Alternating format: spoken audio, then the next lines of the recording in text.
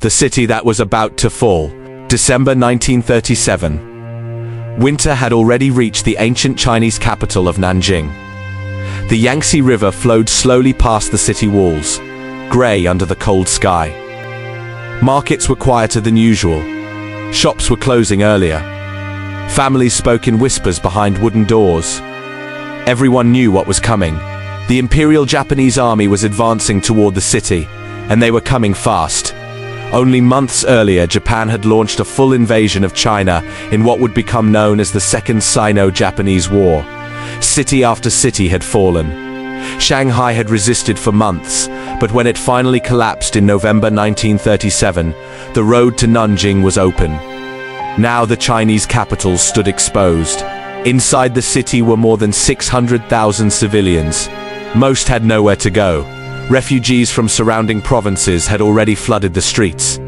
Entire families lived inside temples, schools, warehouses, anywhere with a roof. The Chinese government understood what was about to happen, and in early December, they made a decision that would seal the fate of the city. They left. The government of the Republic of China, led by Chiang Kai-shek, evacuated Nanjing and moved the capital west to Chongqing. Many Chinese soldiers withdrew as well, but the civilians remained. Hundreds of thousands of them. Old men, mothers with children, students, shopkeepers, farmers who had fled their villages. They waited in a city that was about to be surrounded. A small group stayed behind. As the government fled, most foreigners in Nanjing also prepared to leave. Embassies closed. Diplomats packed their belongings. Journalists boarded ships on the Yangtze, but not everyone left. A small group of Western businessmen, missionaries, and professors decided to remain in the city. They believed that if foreigners stayed behind, the Japanese army might hesitate to attack civilians. It was a dangerous gamble. This group eventually formed what they called the Nanjing Safety Zone Committee. Their idea was simple: create a neutral area inside the city where civilians could gather, a place where soldiers were not allowed to enter. A sanctuary, a last refuge. But such a zone needed leadership. Someone who could negotiate with the Japanese military. Someone who might command respect, or at least hesitation. That man would be John Rabe. The man no one expected. John Rabe was not a soldier. He was not a diplomat. He was not even Chinese. He was a German businessman working in Nanjing for the electrical company Siemens. For years he had managed the company's local operations and lived quietly in the city with his family. But Rabe had something unusual. Something that made him unexpectedly valuable in this moment. He was a member of the Nazi Party. In Germany, that might not have meant much to a businessman overseas. But in 1937, it mattered. Because Germany and Japan were political allies through the Anti-Comintern Pact. Rabe carried an official Nazi Party membership card, and he flew a swastika flag over his residence. In the strange political reality of the 1930s, that symbol might be the one thing Japanese soldiers would hesitate to attack. The committee quickly realized this, so they asked him to lead. Reluctantly, John Rabe agreed. The German businessman had just become the chairman of the Nanjing Safety Zone. Within weeks, he would stand between one of the most brutal armies of the 20th century and hundreds of thousands of helpless civilians. By early December 1937, the front lines had already collapsed. The Chinese army had tried to defend Nanjing, but the situation was deteriorating rapidly. Japanese forces were advancing from several directions. 3 major Japanese formations, including units of the Imperial Japanese Army under the command of Prince Yasuhiko Asaka, were moving toward the city. The strategy was simple: encircle the capital, cut off escape, crush resistance, panic inside the city. Inside Nanjing, confusion spread quickly. The Chinese military command had declared the city would be defended to the last man, but reality looked very different. Thousands of soldiers were already retreating. Some units threw away their uniforms and tried to escape disguised as civilians. Others attempted to flee toward the Yangtze River, hoping to cross before the Japanese arrived. But the evacuation had been chaotic. Most boats had already left. When desperate soldiers and civilians reached the riverbanks, many discovered there was no way out. Some tried to swim. Many drowned. Others turned back toward the city, now trapped inside its walls. December 12, 1937. By the night of December 12th, the situation had collapsed completely. Chinese defenses were breaking. Explosions echoed through the streets as retreating troops destroyed ammunition depots and equipment. Military command structures disintegrated. Officers disappeared, units scattered. The city was effectively defenseless. Meanwhile, Japanese artillery had already begun bombarding parts of the city. The sound of shells falling over Nanjing continued through the night. Civilians hid in basements, schools, and temples. Many had already fled into the Nanjing Safety Zone committee area, the neutral zone organized by foreign residents. Within days, that zone would become the only refuge left in the city. December 13th, the city falls. On the morning of December 13th, 1937, Japanese troops entered Nanjing. Columns of soldiers marched through the broken gates and across the city walls. For the first few hours, the occupation appeared orderly, but that order quickly collapsed. Japanese troops began searching the city for Chinese soldiers who had removed their uniforms and attempted to blend in with civilians. Anyone suspected of being a soldier could be arrested immediately. Thousands of men were gathered in groups. Some were taken to the banks of the Yangtze River. Others were marched outside the city walls. Many of them would never return. The violence escalates. What began as military occupation soon turned into something far worse. Over the following days, reports of mass executions, looting, and assaults spread across the city. Entire neighborhoods were raided. Civilians were dragged from their homes. Houses were burned. People disappeared. Witnesses later described streets filled with bodies. Fires burned through large sections of the city. Japanese officers attempted to maintain some discipline, but control over individual units quickly broke down. What followed became one of the darkest chapters of the war. Historians would later estimate that hundreds of thousands of people were killed during the weeks that followed. Amid the chaos, one area of the city remained different: the Nanjing Safety Zone. Created by a group of about 20 foreign residents, it covered several square kilometers of the western part of the city. Schools, universities, and embassies were used as shelters.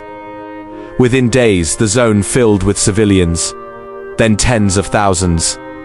Soon, over 200,000 people crowded into the district. Families lived in classrooms. Hospitals were overflowing. Food was scarce. But inside the zone, there was still one crucial difference. Foreign observers were watching, and the man responsible for protecting that zone was John Rabe, a symbol that stopped soldiers.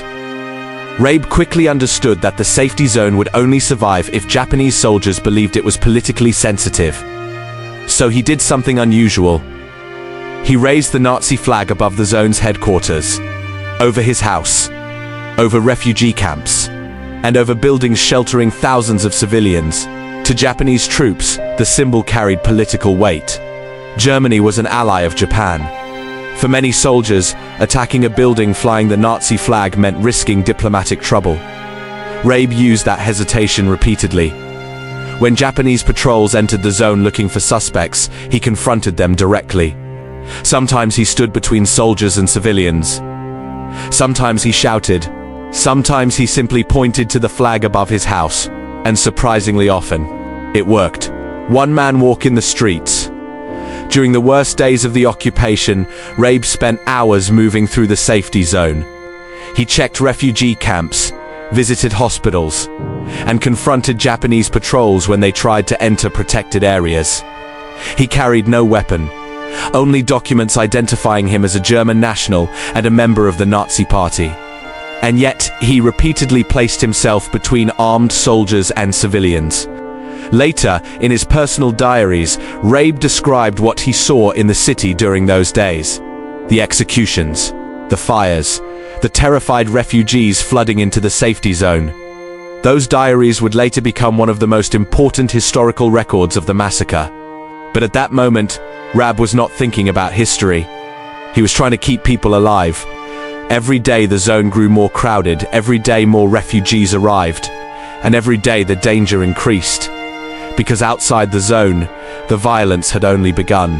By mid-December 1937, the Nanjing Safety Zone had become the last functioning refuge inside Nanjing. The city outside was descending into chaos.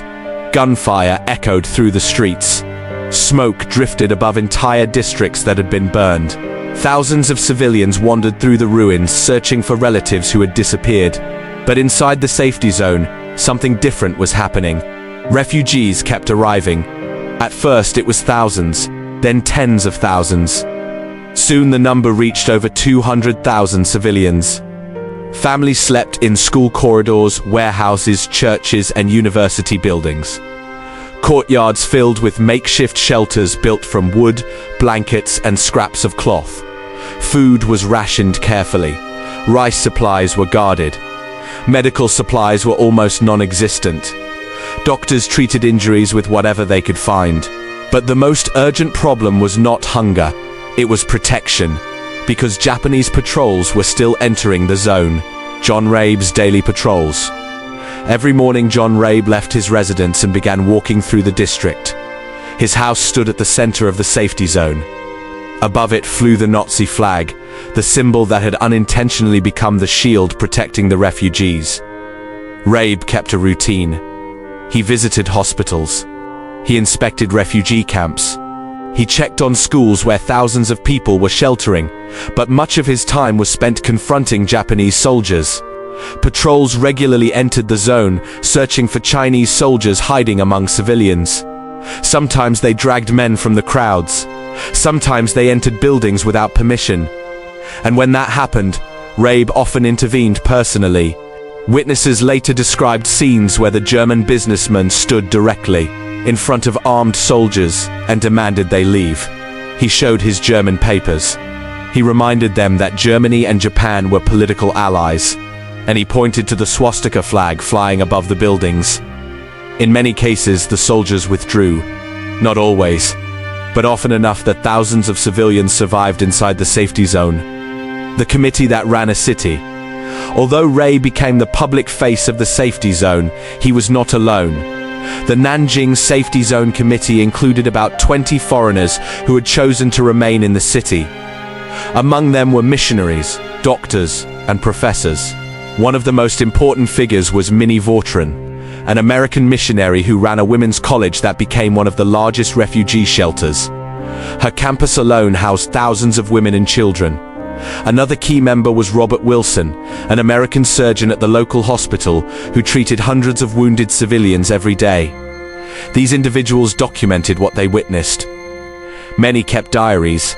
Others wrote letters to embassies and international organizations. Together, their accounts created one of the most detailed records of what was happening in Nanjing during those weeks. The diaries.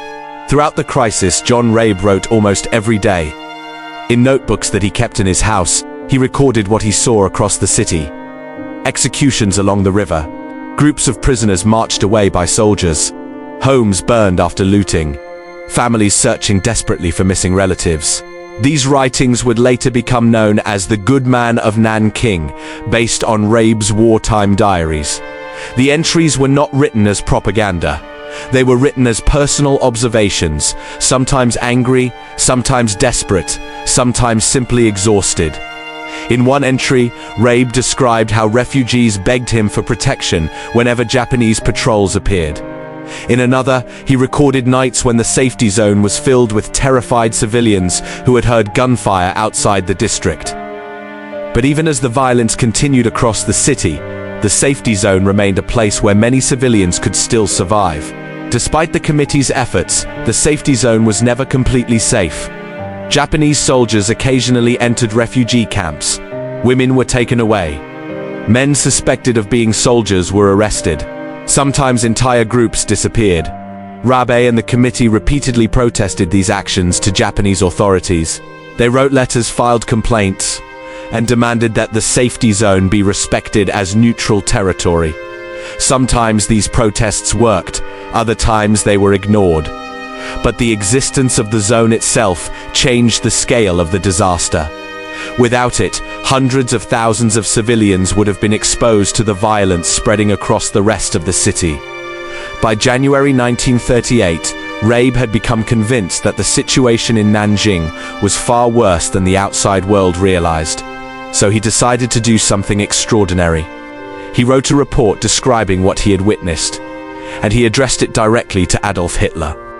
Rabe hoped that Germany, Japan's political partner, might pressure the Japanese government to restrain its soldiers. The report described executions, assaults, and the suffering of civilians inside the city. It was one of the earliest attempts to bring international attention to the events in Nanjing. But the outcome of that letter would not be what Rabe expected. By early February 1938, the situation in Nanjing began to stabilize. Japanese authorities gradually imposed stricter control over their troops. The worst of the violence subsided. Refugees slowly started leaving the safety zone to return to damaged homes. But the scars of the massacre remained everywhere. Entire neighborhoods had been destroyed. Families had been torn apart, and the safety zone itself had become one of the few places in the city where thousands of civilians had survived. At the center of that effort was still the same unlikely figure, a German businessman, a member of the Nazi Party, a man who had used his position and his flag to protect strangers in a foreign city. His name was John Rabe, and his story was not over yet.